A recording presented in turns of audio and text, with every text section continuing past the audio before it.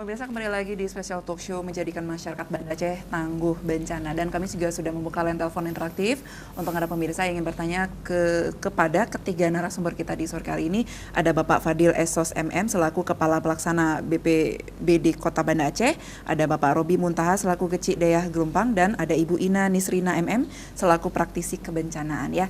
Dan sekali lagi topik kita menjadikan masyarakat Banda Aceh tangguh bencana. Mungkin juga ada pertanyaan atau saran atau masukan juga ya Ibu ya, silahkan Anda menelpon di 0812 7940 7106 ya. Kami menunggu mulai dari sekarang. Saya ke Bapak Robi Muntaha. Bapak, Anda selaku Kecik Dayah Gelumpang, dari Badan Penanggulangan Bencana Daerah sendiri ini pasti sudah bekerja sama dengan desa ataupun Dayah Gelumpang nih Pak.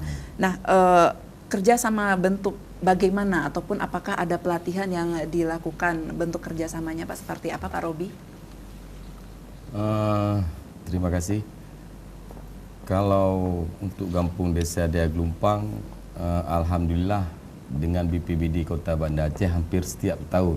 Setiap tahun selalu ada agenda ya Pak? Ya, jadi setidaknya kami berterima kasih kepada BPBD, tapi apapun yang dilakukan, korban kebencanaan ini kan enggak cuma di Dayah Gelumpang. Tapi saya ngerti bahwa BPBD mungkin ada keterbatasan anggaran. Sebenarnya kalau kita melihat pengalaman di 2004, jika ini diulang, kejadian tsunami kemarin terulang, saya rasa korban pun hampir sama kayak kemarin. Karena hasil uji dari setiap kegiatan yang kita lakukan bersama BPBD, banyak hal kekurangan. Kalau escape building, mungkin di Banda Aceh baru punya mungkin sekitar lebih kurang, mungkin sekitar 4 Pak ya, termasuk punya provinsi ya. Kita mendapat bantuan rehab rekon dari JIK, alhamdulillah kita sudah punya fasilitas. Dan di situ pun tidak mungkin mampu menampung hampir semua warga desa Dayah Gelumpang. Betul, betul. Kami juga bersama BPBD Kota Banda Aceh juga pernah menguji mengenai infrastruktur umum. Jadi pemanfaat dari infrastruktur umum seperti sekolah dasar, kemudian SMP. Kalau kita atur waktu seperti kejadian kemarin, 90% dari semua anak-anak di wilayah pesisir itu saya rasa mungkin sekitar 5% kalau ada selamat. Itu pun karena berdekatan dengan escape building. Sebenarnya yang paling dibutuhkan di wilayah kita Kota Banda Aceh adalah escape road, jalan penyelamatan. Karena seperti yang ibu-ibu bisa lihat, kita kan mudah sekarang melihat. Kita bisa melihat melalui GPS, kita bisa melihat melalui Google Map. Semua jalan besar yang ada di Kota Banda Aceh, semua sepanjang bibir pantai. Jalan Rama Setia, kemudian Jalan Iskandar Muda. Yang menuju ke arah ketinggian, kalau saya rasa di luar daripada pemukiman, itu cuman ada di Jalan Setui, Jalan Tengku Umar, kemudian Batuh, tapi itu kan sedikit pemukiman. Mungkin sekarang karena mungkin sudah menjadi pengembangan daripada kependudukan, di situ banyak perumahan-perumahan baru. Tapi intinya kita bisa lihat bagaimana jika itu datang di Kampung Jawa, di daerah Kutaraja, bagaimana jika itu terjadi di daerah seperti Lampulo. Kemudian di daerah Pekanbadak, di Kecamatan Meraksa. Jadi sedih memang kita lihat. Kesannya pemerintah kita tidak open di sini.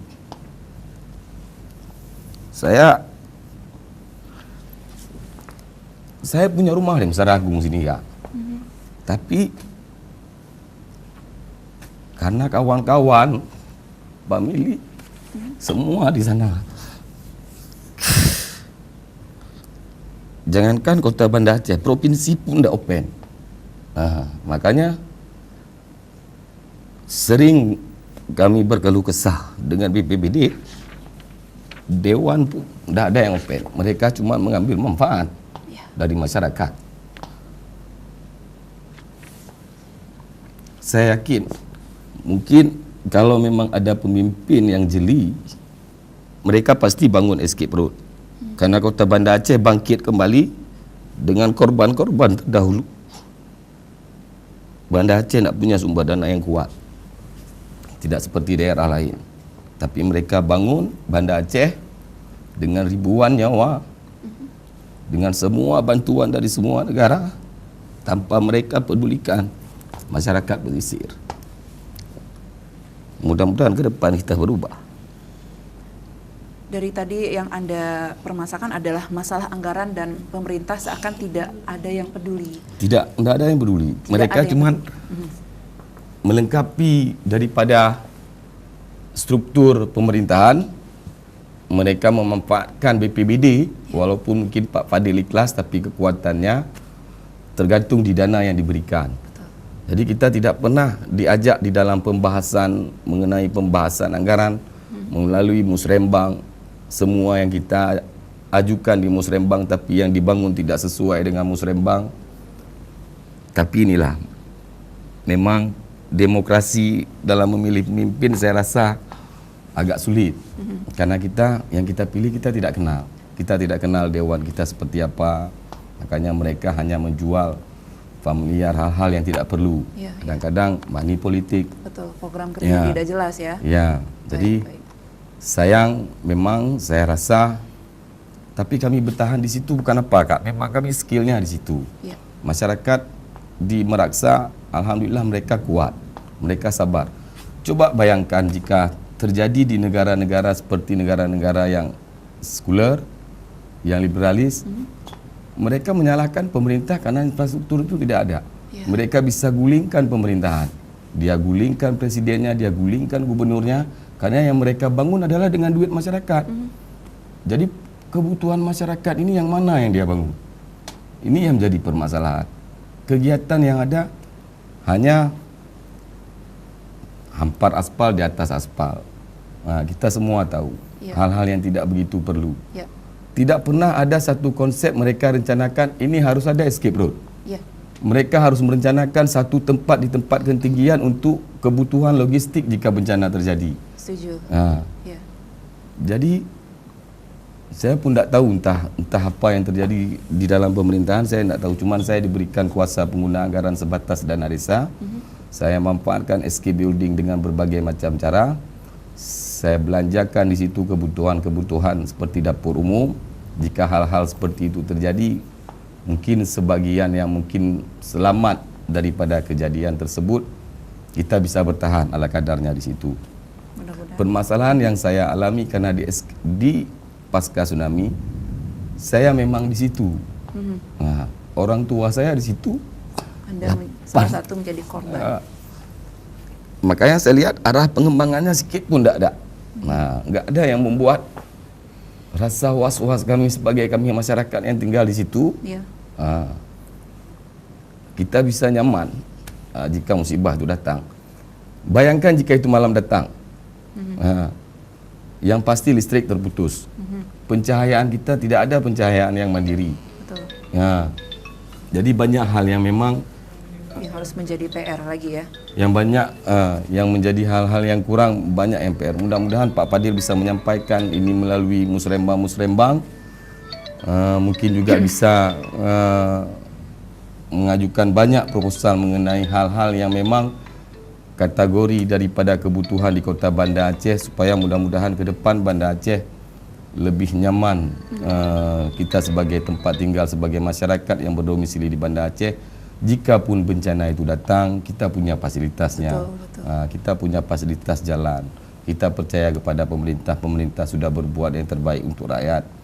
Tapi yang saya lihat selama ini itu tidak ada. Kalau mungkin harus dikategorikan dengan akumulasi angka APBK yang sekian ataupun APBA yang sekian, saya rasa untuk 5% pun tidak ada. Tidak ada. Berarti nggak ada harga nyawa manusia yang memilih mereka menjadi pemimpin. Jadi saya lebih cenderung kesalahan ini tidak kesalahan di BPBD, karena selama ini BPBD mungkin seperti yang saya bicarakan tadi, keterbatasan anggaran. Mungkin mereka pun baru, mereka baru. Kalau orang bilang profesionalitas yang mereka hadirkan karena pengalaman yang masih muda, mungkin kepastian kantor pun tidak ada. kemudian kepastian hal yang lain pun juga belum ada karena mereka kan masih badan. Iya, iya, iya. Terserahlah aturan mainnya harus seperti apa. Baik. Yang penting kita pingin BPBD ini memiliki setidaknya seperti yang saya bicarakan ada 10% dari APBK itu wajib ke BPBD. Wajib, Seperti harus. itu. Baik, baik. Nah, silakan pemirsa di 0812 7940 7106 ya untuk Anda yang ingin memberikan saran, masukan ataupun pertanyaan, ada hal yang sangat harus dibahas dalam talk show sore kali ini, silakan di nomor telepon yang tertera di layar televisi Anda. Ya baik, Pak Fadil, tahan dulu ya Pak Fadil, saya akan bertanya nanti campur tangan seperti apa dari BPBD dengan Kecik Dea Gelompang, Bapak Robi Muntaha. Saya ke Ibu Ina dulu. Ibu ini kan miris sekali melihat cerita ini, ini adalah wajah salah satu dari sekian ribuan korban tsunami 2004 yang lalu, dan bahkan juga beliau juga mengatakan bisa saja sudah dilakukan pengujian juga, ini akan lebih banyak, sama banyaknya yang menjadi korban. Nah, menurut Anda sendiri Bu Ina, silakan tanggapan Anda tentang yang tadi Bapak Robi sampaikan, silakan. Ya, dan sampaikan tadi di awal juga ya bahwa memori manusia ini kan suka abai, kemudian dengan lupa, gampang lupa. Gitu. Makanya isu pengurangan risiko bencana, kesiapsiagaan itu harus terus disuarakan, harus terus diulang, harus diceritakan.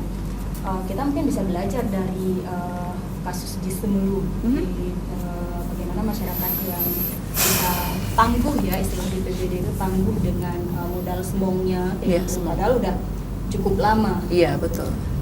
Mereka bisa selamat karena itu. Kenapa? Karena itu terus diceritakan, dinyanyikan. Betul. Gitu. Nah, di sini juga untuk konteks Banda Aceh dan wilayah-wilayah lain. Artinya pengurangan risiko bencana itu tanggung jawab utamanya itu tidak hanya di pemerintah saja.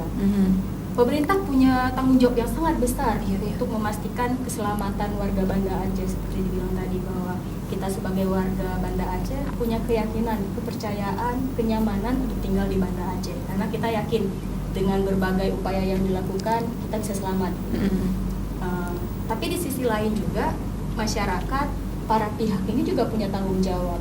Bagaimana misalnya guru harus terus menceritakan tentang kesiapsiagaan bencana, tentang apa yang harus dilakukan kalau terjadi gempa atau tsunami kepada murid.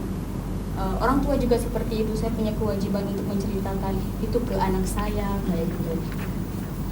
Jadi memang harus bergerak sama-sama. Media juga harus mau untuk menyuarakan isu pengurangan risiko bencana terus-terusan.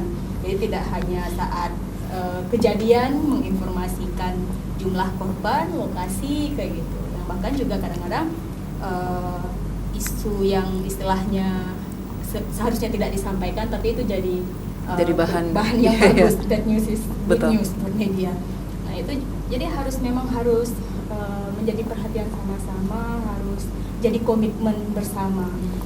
Kalau tidak ya seperti dibilang tadi, kenapa misalnya walaupun BPBD sudah berupaya sekuat tenaga untuk mainstreamingkan isu pengurangan risiko bencana dengan modal swadaya ngumpulin para pihak gitu, melakukan simulasi gempa dan tsunami, tapi kok masih kayak gini? Artinya kalau kemudian kejadian lagi, mungkin jumlah korbannya akan sama seperti dulu ya Pak ya. Ya karena itu upayanya hanya mungkin dari BPBD saja, dan itu juga masih di titik-titik tertentu aja yang mampu dilakukan oleh BPBD. Misalnya untuk kegiatan simulasi hanya di 3 sekolah, di 3 desa. Padahal berapa banyak jumlah sekolah, desa, masyarakat yang ada di bersiko terhadap gempa dan tsunami. Itu baru gempa dan tsunami. Baru kita belum longsor lagi ya. Longsor, banjir ya betul. Kayak kalau udah hujan tinggi, itu juga berisiko terhadap banjir. Ya, seperti itu ya. Artinya memang harus butuh informasi ataupun komunikasi juga. Ya, harus dikomunikasikan, harus diseriusi ya. Program di pemerintah juga harus terpadu kayak gitu, harus berjalan secara sustainable. Jangan misalnya hari ini dilakukan pendampingan ke sekolah, besok ditinggal, lusa balik lagi, ulang lagi hal yang sama misalnya. Jadi kayak nggak ada tahapan misalnya sekolah ini sudah, sekolah mana yang belum kayak gitu, atau sekolah desa mana yang sudah dilakukan pemetaan, apa kelanjutannya misalnya, apa kegiatan yang dibutuhkan selanjutnya untuk memastikan bahwa masyarakat itu benar-benar siaga upaya yang dilakukan tidak sia-sia. Betul sekali. Nah, Pak Fadil, saya percaya sekali bahwasanya tugas dari Bapak ini luar biasa sekali. Seperti tadi sudah disampaikan oleh Bapak Robi. Nah, masalah anggaran, lagi-lagi masalah anggaran yang menjadi permasalahan di sini. Selain pemerintah yang menurut Bapak Robi ini tidak peduli sama sekali. Artinya kan tidak adanya ketidakbecusan tugas dari pemerintah sendiri di Aceh. Menurut Anda, apakah anggaran tidak bisa, kita ini istimewa loh Pak, Aceh memiliki luar biasa sekali banyak kelebihan. Nah, apakah anggaran ini tidak bisa ditingkatkan lagi atau bagaimana ini Pak permasalahannya? Ya, baik. Yang pertama, saya bisa memahami bagaimana besarnya Pak kecil saya ini, Pak Robi ini terhadap situasi. Apalagi beliau adalah korban tsunami dan saya pun korban tsunami juga. Tapi di sini saya sampaikan pemerintah bukan tinggal diam atau pemerintah tidak mau peduli. Pemerintah kosen. Pak Presiden aja udah menyampaikan itu kemarin waktu waktu pembukaan acara diperintah kepada gubernur, bupati, wali kota fokus. Untuk Banda Aceh juga seperti itu. Pak wali kota kita tidak tinggal diam.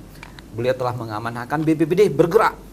Oleh karena itu, tapi kita sadari juga tadi dari awal udah kita bilang membangun mitigasi bencana ini tidak bisa hanya pemerintah. Kalau pemerintah yang menjadi satu ujung tombak itu nggak akan bisa mitigasi itu berjalan. Oleh karena itu paradigma hari ini bahwa membangun mitigasi bencana harus kerjasama, harus kolaborasi antara pemerintah, dunia usaha dan masyarakat.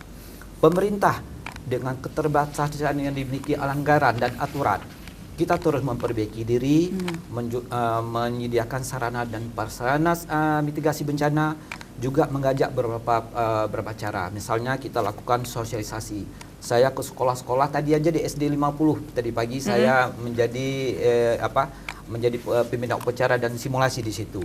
Juga saya pergi ke kampung tangguh bencana termasuk kampung Pak Robi. Tapi memang benar keterbatasan dan anggaran dari pemerintah maupun pemerintah daerah terbatas. Oleh karena ini terobosan yang kita main apa? Ayo saya ini sebagai kepala BB ketemu dunia usaha. Yuk perbankan atau hotel restoran.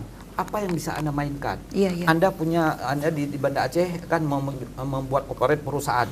Dana CRS Anda ada. Keluarkan dana CRS Anda sedikit. Bantu kampung, bantu perusahaan Anda. Kuatkan mitigasi bencana di internal kalian. Buat simulasi. Begitu juga sekolah lakukan.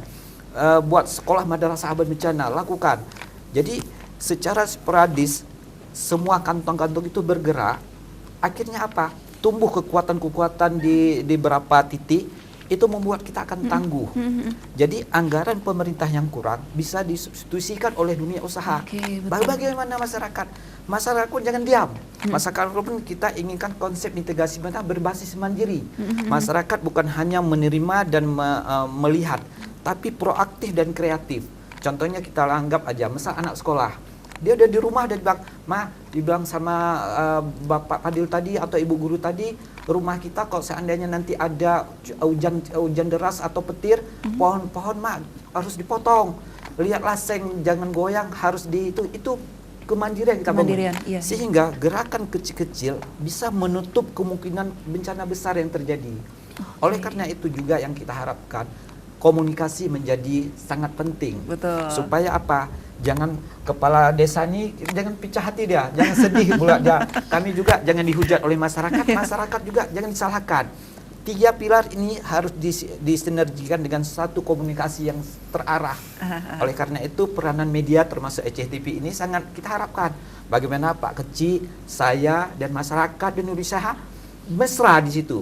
Risau dan pikir apa yang harus kita siagakan untuk supaya apa? Jikalau ada bencana nanti, resistensi terhadap kemungkinan terjadi bisa kita minimalisasi baik kerugian harta benda maupun jiwa. Inilah yang kita harapkan ke depan konsep pemerintah membangun mitigasi bencana berbasis mandiri. Itu konsepnya ya Pak ya. Dan media sosial adalah satu tanggung jawab ada di pihak Anda juga. Saya pasti akan lebih sering untuk menginformasikan seperti yang Pak Robi katakan tadi. Pak, sudah mulai tenang Pak? Baik, nah Pak, untuk mengurangi dampak dari bencana yang terjadi nih Pak Robi, apakah pihak perangkat desa juga membentuk suatu kelompok kerja ataupun pokja agar semuanya bisa terrealisasi dengan sesuai dengan ekspektasi ataupun harapan Pak Robi? Pemerintah desa bagian daripada paling kecil di pemerintahan Kota Banda Aceh. Yang paling bisa kami buat adalah pemetaan. Pemetaan mengenai tentang keadaan masyarakat. Misalnya di dusun A ada ibu hamil, di dusun B ada orang-orang tua yang memang mungkin lumpuh. Jadi kita melihat situasi-situasi seperti itu melalui forum kepemudaan ataupun anak muda ataupun yang sudah dibentuk sekarang, mereka ada beberapa orang menjadi relawan tangguh bencana. Ini daripada tugas mereka adalah memastikan jika keadaan-keadaan genting seperti kebencanaan itu, mereka memastikan bahwa siapa yang bakal menolong mereka. Jika memang misalnya ibu hamil, apa ada suaminya atau sebagaimana. Tapi teknik penyelaman yang berbeda konsepnya adalah teknik menyelamatkan diri ini kan mengenai cara mengenai kebencanaan kan menyelamatkan diri sendiri. Itu menjadi hal yang paling mendasar. Kalau kita tidak bisa menyelamatkan diri sendiri, bagaimana kita menyelamatkan orang lain, kan seperti itu. Yang sayang, makanya saya kurang bukan tidak suka dengan cara kerja pemerintah. Saya suka, saya optimis karena saya juga bagian daripada pemerintah. Saya juga bagian daripada perpanjangan tangan daripada pemerintah. Adalah hal-hal yang tidak mungkin kami bisa buat, seperti memberikan izin. Jadi saya minta kepada Pak Padil, jika memang misalnya pernah nanti berdiskusi dengan petinggi-petinggi di pemerintahan, tolong dipertimbangkan kembali mengenai izin-izin sekolah-sekolah dasar ya di daerah rawan bencana. Ibu misalnya punya anak, ibu bayangkan jika anak ibu ada di SD yang rawan bencana. Jika itu terjadi, risau ibu itu seperti apa? Apa mereka mampu mengendalikan semua anak-anak didik mereka untuk lari ke tempat yang aman? Ada fasilitasnya apa enggak? Naik ke atas kalau memang lantai 2, kalau memang lantai 1, mutu bangunannya seperti apa? Sudah di-upgrade misalnya, kita bilang sudah ada standar kebencanaan mengenai mutu bangunan setiap sekolah. Pernah diuji. Ini permasalahan. Jadi makanya saya bilang masyarakat, pemerintah hendak open, mereka masih mendirikan sekolah di daerah rawan bencana. Anak SD ini kan pemikirannya masih hendak sama kayak kita. Misal gini, pengalaman saya, karena saya bukan di posisi anak SD di masa bencana itu datang, saya lihat air tinggi, saya terbayangkan semua di sisi barat daripada kampung saya, itu semua laut. Sampai di belakang sebelah Penayung juga laut. Makanya saya lari ke arah ketinggian. Saya larilah ke daerah kita di sini Gugajah, di daerah di daerah Darul Imara. Bagi anak SD tidak ada konsep seperti itu. Pulang ke rumah ya, mereka pasti nangis. Itu respon mereka. Mereka melihat kekalutan, mereka nangis. Mereka nggak terbayangkan, oh ini jalan lari. Kita punya pamflet. Tidak ada pamflet itu terbaca sama kita. Itu pamflet itu kan bagi mereka pendatang, bagi wisatawan. Kalau orang kampung kan tahu, misalnya saya di Meraksa, saya tahu kemana saya harus lari. Tanpa ada pamflet pun saya tahu. Fungsi pamflet untuk anak SD harus seperti apa? Pengalaman, kebiasaan yang kita berikan. Nah, jika itu ada, mereka langsung lari dengan otomatis. Itu kan mereka yang rekam. Mereka tidak bisa melihat, ini harus lihat. Tidak ada. Waktu sangat cepat, 30 menit. Nah, setelah gempa. Jadi tidak pernah diukur oleh pemerintah kita. Makanya saya bilang kenapa pemerintah membangun sesuatu tanpa ada pertimbangan masyarakat dia di sini aman apa enggak. Mereka buat tempat anak-anak bersekolah layak apa enggak. Enggak ada salah di BPBD. Siapa yang berikan izin? BPBD kan hanya mensosialisasi tentang semua prinsip kebencanaan, mulai dari awal sampai dengan pasca yang harus kita lakukan setelah bencana seperti apa. Kan itu permasalahannya. Artinya yang saya tangkap adalah sasaran yang harus diberikan edukasi adalah terutama anak-anak. Iya, jadi ada sosialisasi yang harus diberikan kepada anak-anak. Jika memang kita belum punya kemampuan untuk membangun sekolah-sekolah baru, beri pelatihan pada gurunya. Baik. Beri pendidikan kepada anak-anak jika bencana itu seperti apa. Saya boleh ginilah kalau misalnya kita bilang, kalau memang ada proaktif, ada memang kepastian daripada pemerintah, dia sayang dengan masyarakatnya di daerah karena memang kita tinggal di kebencanaan, ya kan? Mereka pasti sering melakukan pelatihan-pelatihan. Baik. Pasti memiliki sertifikasi seorang guru mengenai kebencanaan. Baik. Di situ. Baik, Pak Fadil. Ya, tadi seperti Pak Robi yang katakan lagi, kita sambung kembali nih, Pak. Apakah seinformasi Anda yang Anda mengetahui bahwasanya apakah semua bangunan yang ada di pesisir pantai di Aceh yang rawan bencana ataupun air banjir, apakah sudah artinya begini, apakah dia memang sudah aman dari bencana gempa, tsunami dan segala macam, Bapak Fadil? Ya, sebenarnya konsep dasar mitigasi bencana itu bahwa daerah kerentanan seyogyanya tidak ada kehidupan kegiatan kemanusiaan lah di situ, bahasa dasarnya. Tapi kita harus tahu realitas juga, masyarakat tidak mungkin terhindari atau dipindahkan ke tempat dasarnya. Artinya apa? Secara realitas masyarakat masih survive di situ. Oleh karena itu, karena dia di kawasan rentan, konsep dan strategi mitigasi bencana harus kita mainkan. Betul Pak Kecik bilang, daerah kerentanan itu ada sekolah. Nah, kita harapkan daerah kehidupan dari kerentanan mitigasi bencana menjadi tolak ukur. Kalau bangun sekolah, struktur sekolah itu yang bagaimana? Berstrukturnya vertikal tetapi tangguh terhadap gempa. Jika ada tsunami dia bisa naik ke ketinggian. Kemudian escape road, escape building harus juga kita. Kepahaman dan informasi bencana harus ada. Itu konsep mitigasi bencana harus kita bangun di daerah kerentanan. Tetapi pemerintah juga ada lebih konsep lebih luas lagi dalam hal penataan ruang. Kita di Banda Aceh memang udah melakukan konsep tata ruang berbasis mitigasi bencana. Artinya gini, ada zonanisasi yang harus dibangun. Ini daerah RTH, ini daerah kerentanan. Oleh karena itu siapapun yang mencoba berupaya untuk melakukan kegiatan aktivitas dan investasi di situ, ukuran-ukuran standarisasi dalam hal mitigasi bencana menjadi rujukan. Oleh karena itu kita juga koordinasi lintas SKPD. Misalnya pemberian izin sebagaimana harapan dari Pak Kecik. Tidak sembarangan memberi izin terhadap kondisi apapun. Katakanlah gedung ini di kawasan kerentanan, struktur bangunannya yang bagaimana, syarat-syarat itu harus dipenuhi. Sehingga apa? Jikalau nanti ada bencana, memperkecil dari resistensi bencana bisa diminimalisasi. Kelayakan dari bangunan. Jadi semua sektor harus berpacu terhadap tata ruang. Juga kita di pemerintahan ini harus konsen terhadap izin dan regulasi yang harus kita lakukan. Sehingga apa? Tidak mudah memberikan sembarangan izin di kawasan bencana. Tetapi juga pemerintah harus peduli juga, harus membangun sarana dan prasarana terhadap mitigasi bencana di situ tersebut. Apabila nanti ada bencana, kita bisa memperkirakan risiko.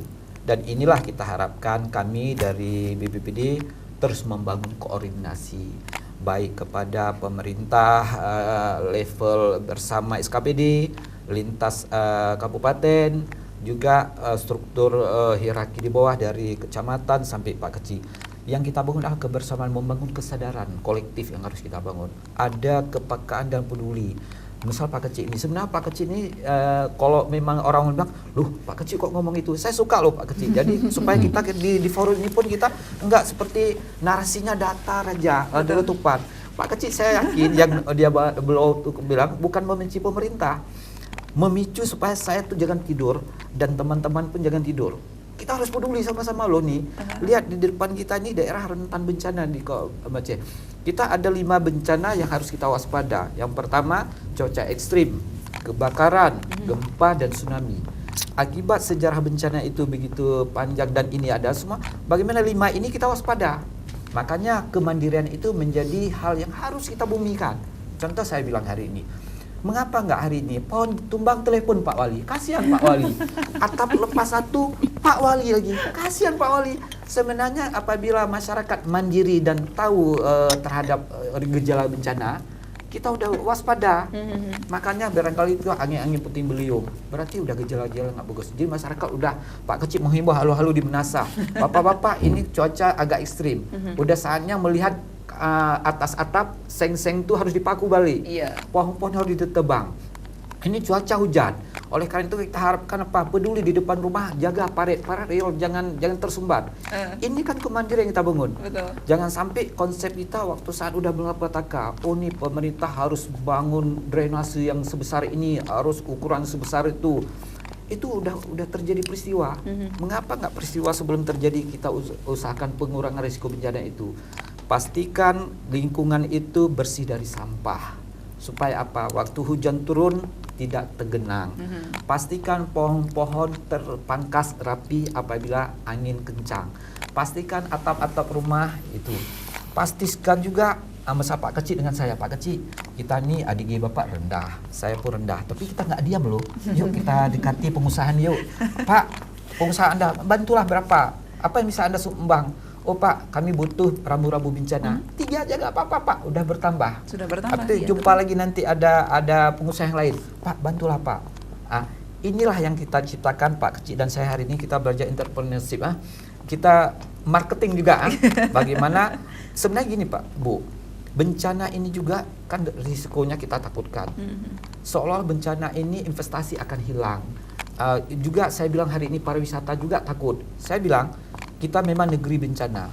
Apabila konsep mitigasi bencana kita lakukan, investasi akan meningkat, Bu. Pariwisata akan muncul. Mengapa? Orang akan menginvest. Oh, ada teknologi baru. Dia terapkan di Aceh terhadap apa? Untuk mitigasi bencana. Perusahaan-perusahaan pun akan datang ke sini untuk apa? Untuk menginvestasinya. Iya, betul. Pariwisata kok datang juga, kok tambah datang? Karena dia bilang, gua ini suka ke Aceh. Mengapa lo suka? Gua ini karena di Aceh ini ada konsep mitigasi bencana. Aku ke Aceh, jika kalau ada bencana pasti di mana aku harus lari, di mana aku hotel harus menginap, di mana bagaimana aku. Jadi informasi ini menjadi daya tarik. Insya Allah arahan Pak Wali bagaimana kita meningkatkan wisatawan tahun depan menjadi 500 orang. Amin. Itu bisa terwujud. Salah satunya adalah konsep mitigasi bencana kita lakukan. Dunia usaha akan datang hari ini. Mengapa? Dia membangun suatu investasi yang tidak rugi berbasis mitigasi bencana. Jadi kan rasa cemas dan takut itu apabila mampu kita buat satu strategi menjadi potensi positif loh. Makanya Pak Kecil dan saya dan Ibu Ina ini dari Pemerhati, kami ini nggak boleh jauh-jauh. Kalau jauh-jauh nanti bahasa Aceh bisa bajo, justru kita tercerai-berai ya Pak? Tercerai-berai kita nggak mampu melakukan. Juga media massa dekatin kami dengan seperti ini, kami kan udah dekat. Jadi mudah-mudahan kedekatan menimbulkan suatu semangat dalam usaha mitigasi bencana. Baik, luar biasa sekali Pak Fadil. Pak Ruby, tadi langsung udah direspon ya Pak ya sama Pak Fadil ya. Dan harus lebih informasi ataupun komunikasi harus lebih ekspresif lagi ya. Baik, kami akan segera kembali pemirsa, jangan kemana-mana, tetap di Special Talk Show. Bu, saya mengharapkan